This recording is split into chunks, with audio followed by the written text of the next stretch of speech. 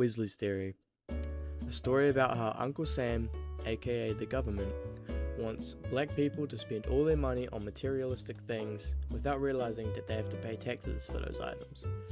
The song also tells a story about Wesley Snipes, a famous American actor who spent a lot of money and acquired a lot of debt and lost all his positions at once. Kendrick believes that it was all set up by the government. 4-free interlude. Gold diggers. And that's about it. King Kunta. King and a slave at the same time. Institutionalized.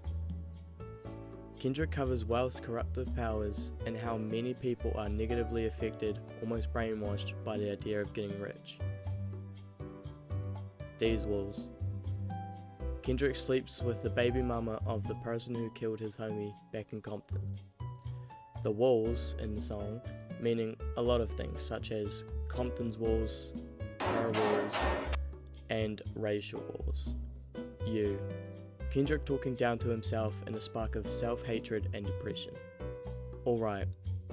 Mostly known as the anthem for the Black Lives Matter movements, it was set as Kendrick working hard and he's gonna be alright, I guess. For Sale interlude.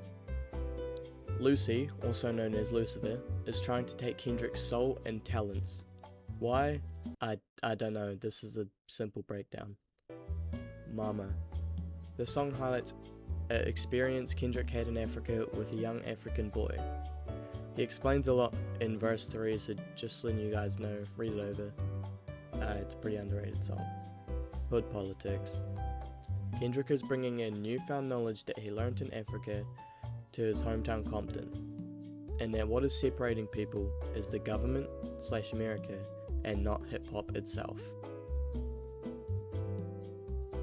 How much a dollar cost.